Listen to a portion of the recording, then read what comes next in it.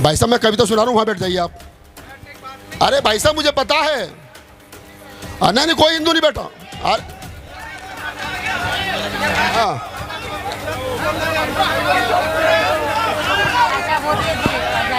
अरे आप चालू रखो।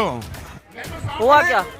मूर्ति पूजा को मना कर रहा है, कलावा क्यों बांध लिया, तिलक नहीं लगाना, हिंदू धर्म का बुराई कर रहा है, तो पूजा नहीं करनी मंदिरों में, पत्थर को नहीं। आप जिस मंच मैं वही तो कह रहा हूँ, इनको समझाओ।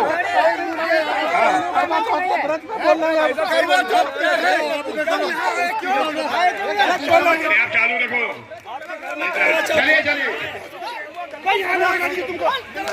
देखो ये कुछ लोग हैं जिन्हें लोग भेज देते कि जाकर चेक करो सही काम कर रहे हैं नहीं कर रहे, तो ये हमारे टेस्टर हैं और जब 40 रुपए की शादी में खर्च कर रहे हैं तो उसका मजा भी आना चाहिए।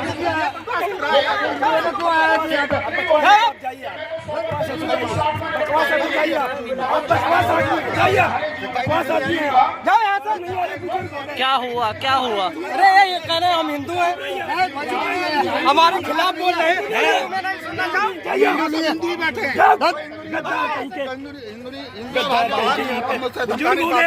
शर्म नहीं आ रही? क्या हुआ? क्या हुआ जी? क्या हुआ? नहीं आ रही आपको? हिंदू तो जाओ भागो यहाँ। अरे क्या हुआ? क्या हुआ? क्या हुआ? हुआ क्या? हुआ क्या? हुआ क्या?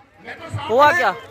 मूर्ति पूजा को मना कर रहा है, कलावा क्यों बांध लिया, तिलक नहीं लगाना, हिंदू धर्म का बुराई कर रहा है, तो पूजा नहीं करनी मंदिरों में, पत्थर को नहीं। आप जिस मंच पर हिंदू ही बैठे हैं यहाँ भाई, कोई और बैठा नहीं है। नहीं, तो आप अगर हिंदू है तो फिर इस धरा पर क्या कर रहे हैं?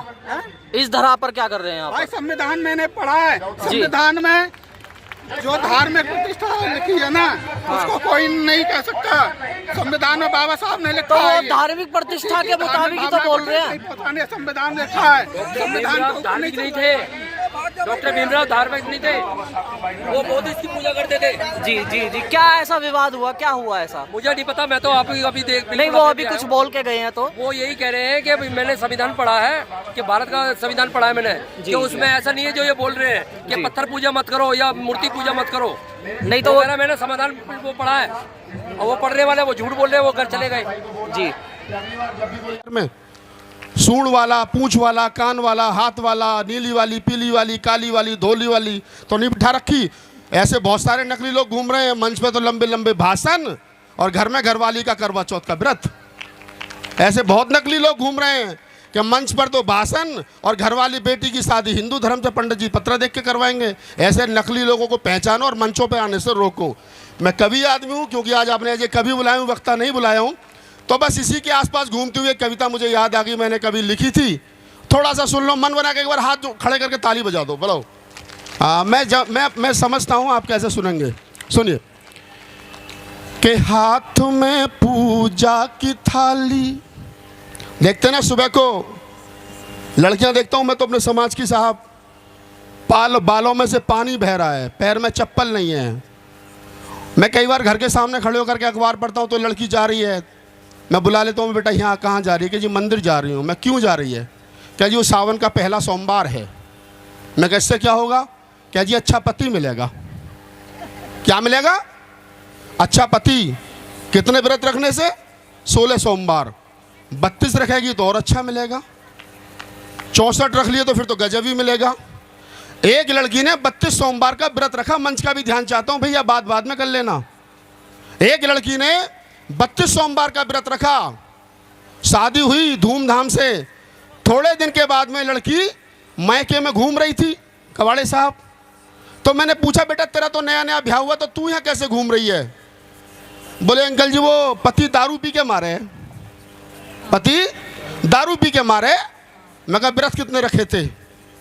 क्या जी 32। किसके रखे थे? क्या जी भोले जी के। तो पति कैसा चाहिए था?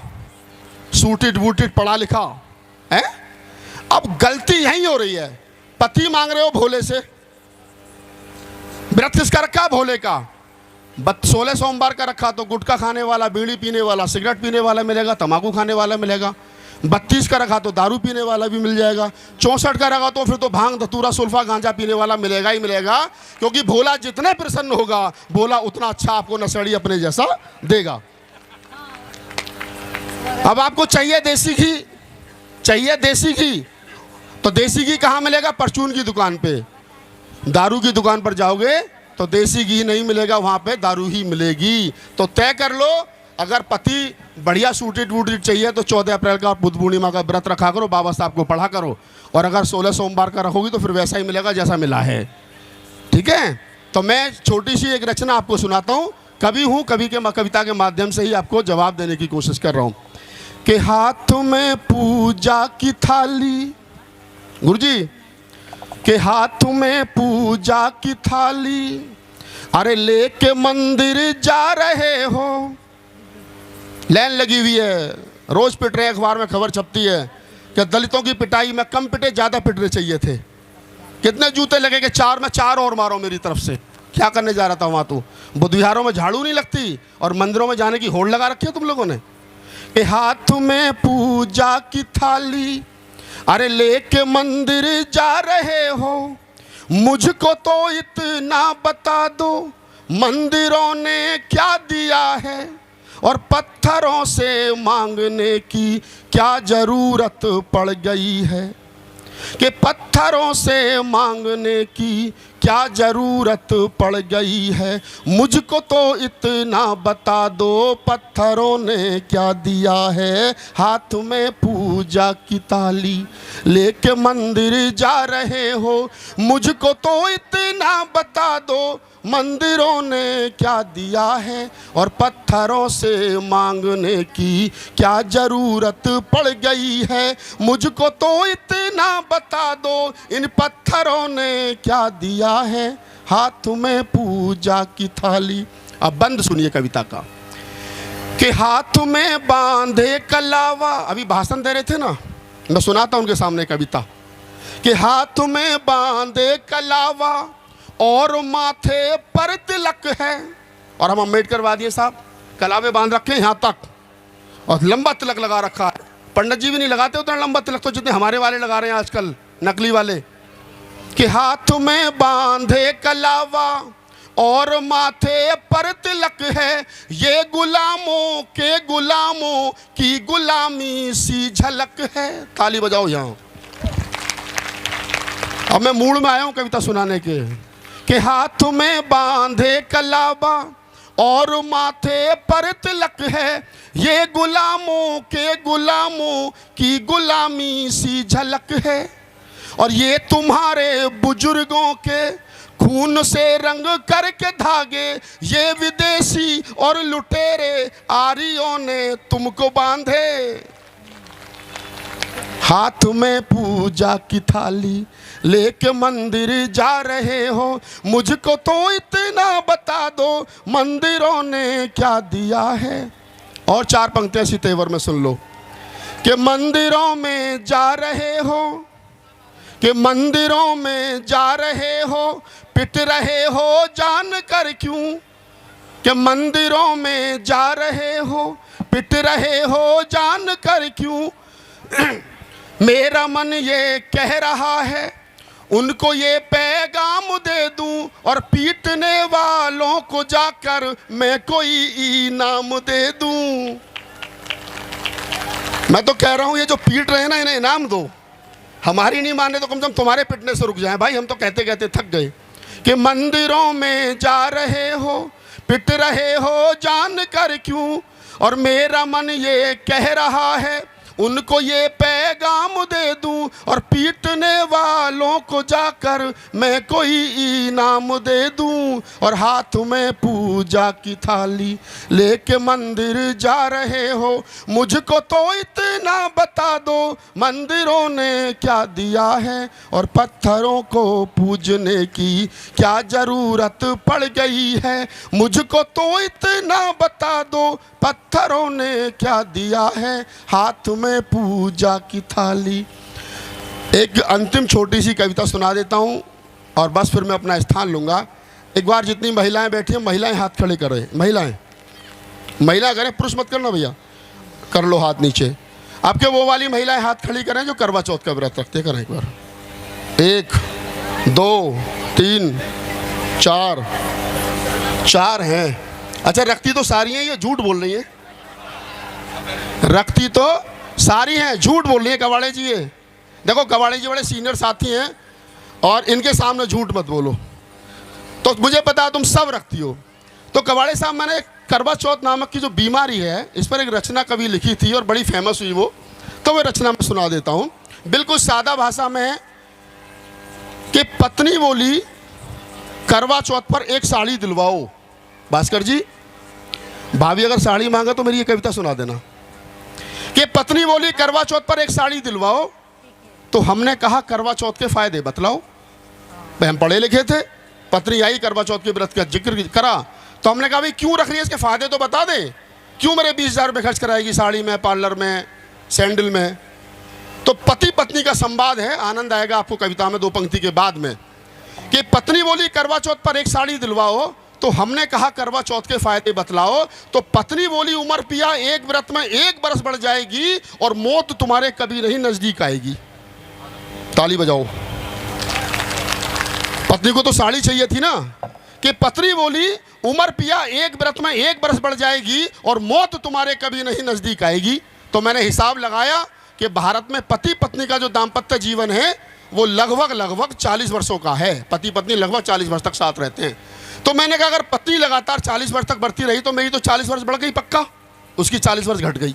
अब कविता का आनंद यहाँ से लेना कि पत्नी बोली करवा चौथ पर एक साड़ी दिलवाओ, तो हमने कहा करवा चौथ के फायदे बतलाओ। तो पत्नी बोली उमर पिया एक व्रत में 1 बरस बढ़ जाएगी, मौत तुम्हारे कभी नहीं नजदीक आएगी। तो मैंने कहा प्राण प्रिय ऐसा अनर्थ मत कीजिए और ये करवा चौथ का व्रत अभी तोड़ दीजिए, क्योंकि तुम्हारे व्रत रहने से मेरी उम्र 40 वर्ष बढ़ जाएगी और पगली मैं तो 100 वर्ष तक जीऊंगा, तू 60 में निपट जाएगी। पगली, भाई साहब मैं कविता सुना रहा हूँ, वहां बैठ जाइए आप। अरे भाई साहब मुझे पता है, नहीं कोई हिंदू नहीं बैठा। आपने हिंदू धर्म पे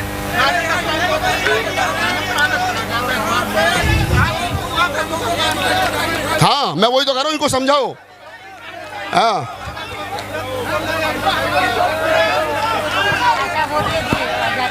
अरे आप चालू रखो ये तो। चलिए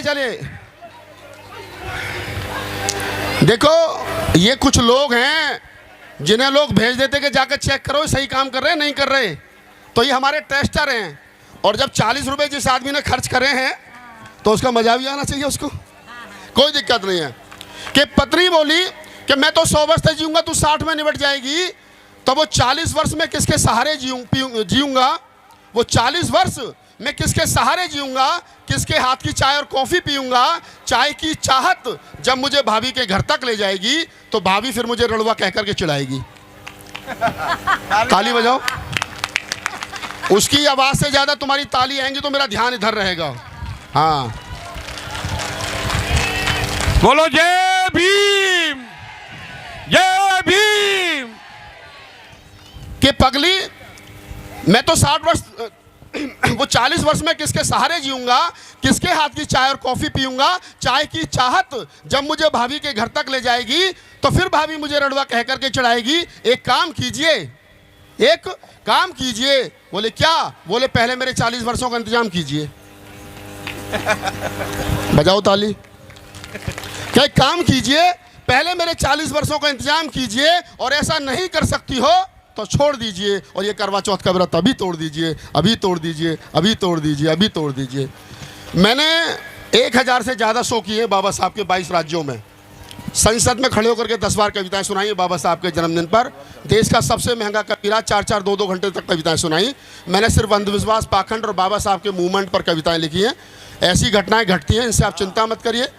ये कारवां है, मेरे से पहले से चल रहा, मेरे के बाद भी चलेगा। इसमें मिलावट नहीं होनी चाहिए। और जैसा मैंने भास्कर भाई को बोला है कि अगली बार जब भी कोई आदमी मंच पे आए तो उसको भी चेक कर लो, उसकी गाड़ी को भी चेक कर लो कि वहाँ लाल चुन्नी तो नहीं बन रही है गाड़ी में। हम बुलाएंगे ही नहीं ना अगली बार। हाँ, भाई साहब कह रहे हैं बुलाएंगे नहीं।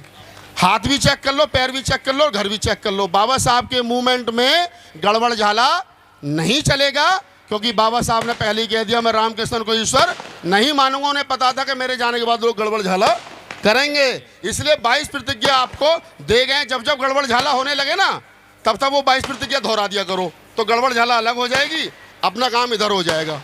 अभी मैं परसों बुलंदशहर में था, एक बात कहकर के अपनी बात खत्म कर रहा हूँ। मैं बुलंदशहर में था तो वहाँ सांसद जी हैं बीजेपी के, बड़ा लंबा भाषण दिया और कहा साहब मैं तो बाबा साहब को बहुत मानता हूँ, ये करता हूँ वो करता हूँ। जब वो भाषण दे के चलने लगे तो मैंने कहा सांसद जी बैठ जाओ, मेरा भी भाषण सुन लो। बोले क्या मैं बाबा साहब को कितना मानते हो? कि साहब बहुत मानता हूँ। मैं खड़े हो जाओ, हो गए। मैं कहा हाथ आगे करो। बोले कर दिया। मैं कहा कहो मैं रामकृष्ण को ईश्वर नहीं मानूंगा, ना उनकी पूजा करूंगा। हाथ पीछे। पहली प्रतिज्ञा वो बंदा भाग गया मैदान छोड़ के। तो ये ध्यान रखिए, कोई आदमी कुछ भी हो सकता है, लेकिन बाबा साहब की मूवमेंट में गड़बड़ झाला नहीं चलेगा। आप लोगों ने सुना, बहुत बहुत धन्यवाद।